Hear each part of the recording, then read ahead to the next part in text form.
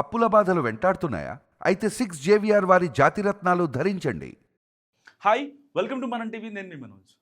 హైదరాబాద్లో మరో bus accident జరిగింది.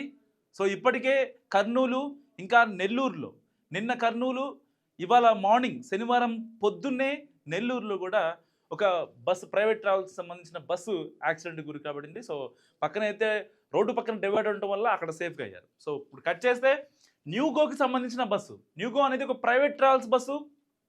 దాదాపుగా 28 మందితో ఇక్కడ మియాపూర్ నుంచి, హైదరాబాద్ నుంచి గుంటూరు వెళుతోంది. సో పెద్దంబర్పేట్ ఎగ్జిట్ నెంబర్ 11 దగ్గర సరిగ్గా ఈ బస్సు అదుపు తప్పి పక్కకి వెళ్ళిపోయిన పరిస్థితి. సో ప్రమాదంలో ఎవరికి ఏం కాలేదు, కొంతమందికి మైనర్ ఇంజురీ మాత్రమే. సో ఎటువంటి డెత్స్ కూడా అక్కడ జరగలేదు. గుడ్ న్యూస్ ఏంటంటే, సో ఇప్పుడు బస్సులో ప్రయాణం అంటేనే చాలామంది భయపడుతున్న పరిస్థితి. ఒక్కసారి ఆ విజువల్ చూపించే ప్రయత్నం చేస్తా. యాక్చువల్గా న్యూగా వచ్చేసి రీసెంట్గానే ఒక ట్రావెల్స్ అనేది స్టార్ట్ చేసింది. బస్సు మొత్తం కింద పడిపోయింది. సో ఎగ్జిట్ నెంబర్ 11 వైపు అటు వెళ్తుందన్నమాట, టువర్డ్స్ విజయవాడ హైవే. సో ఆ ప్రాంతంలో బస్సు అదుపు తప్పి ఇక్కడ పడిపోయింది. సో ఒకవేళ కనుక అక్కడ యాక్చువల్గా దీనికంటే ముందే ఎగ్జిట్ నెంబర్ 11 దగ్గర, 11కి మనం ఎగ్జిట్ ఎక్కడైతే వెళ్తామో లెఫ్ట్ సైడ్ డివైడర్లు కూడా ఉంటాయి. ఆ డివైడర్ని దాటి బస్సు బయటకు వచ్చిన పరిస్థితి. సో ఒకసారి మీరు విజువల్స్లో క్లియర్గా చూసుకోవచ్చు. ఒకవేళ అక్కడ డివైడర్ కనుక లేకుండా ఉంటే, నిజంగా చెప్తున్నా, చాలా సివియర్గా ఇంజూర్ అయ్యే ఛాన్స్ ఉండేది.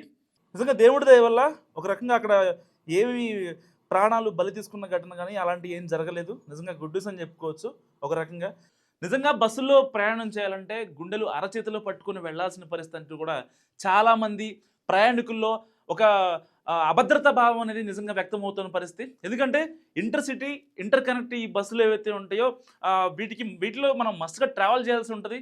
సపోజ్ ఇవాళ వీకెండ్ కాబట్టి హైదరాబాద్ నుంచి విజయవాడ, అంటే ఈ బస్సు ఈవినింగ్ బయలుదేరింది కాబట్టి వానైనా ఏదైనా సరే కరెక్ట్గా 4 అవర్స్లో మనం విజయవాడ, గుంటూరు వెళ్ళిపోతాము. ఎందుకంటే న్యూగో అనేది చాలా ఫాస్ట్గా వెళ్తుంది అండ్ ఎలక్ట్రిక్ బస్సులు. దాన్ని ఎక్కువ మంది ఎవరైతే నైట్ టైం జర్నీ చేయడానికి ఇష్టపడరో వాళ్ళు ఈవినింగ్ 3కి 4కి ఈ బస్సు ఎక్కేసి విజయవాడ, హైదరాబాద్ వెళ్తూ ఉంటారు. కరెక్ట్గా 4 అవర్స్లో మనోడు న్యూగో వాడు గుంటూరు కానీ, విజయవాడ కానీ, హైదరాబాద్ నుంచి దింపేస్తాడు. సో బస్సులు కూడా కొంచెం నీట్గా ఉంటాయి.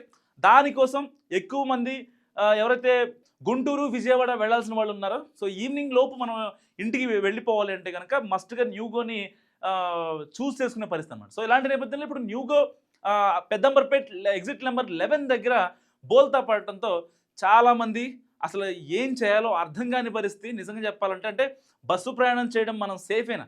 1 కాదు, 2 కాదు, 3. సరే, ఒక 15 రోజుల క్రితమో, 20 రోజుల క్రితమో కొన్ని ఘటనలు చూసాం. అప్పుడెప్పుడో పాలెం ఘటన చూసాం, 45 మంది చనిపోయారు, బస్సు దగ్ధమయ్యి. సో ఇలాంటి ఘటనలు మర్చిపోకముందే కర్నూలు ఘటన తర్వాత అయితే 20 మంది స్పాట్ డెడ్ అయ్యారో, దాని తర్వాత ఏ చిన్న ఇన్సిడెంట్ జరిగినా సరే చాలా భయం వేస్తుంది. మా పిల్లోళ్ళు ఎక్కడున్నారు అంటే, ఇంటి దగ్గర పల్లెల్లో ఉండి టీవీలు చూసేవాళ్ళు కావచ్చు, వాళ్ళంతా కూడా తల్లిదండ్రులు వేచి చూస్తున్న పరిస్థితి. ఏ టైంకి ఏం బ్యాడ్ న్యూస్ ఉంటామా, ఎక్కడ మా వాళ్ళకి ఏమన్నా జరిగిందా అనే ఒక చర్చ నడుస్తుంది గ్రామాల్లో నిజంగా. సో ఈ వీడియో గురించి మీరు ఏమనుకుంటున్నారో కామెంట్ రూపంలో చెప్పండి. చూస్తూనే ఉండండి మనం టీవీ.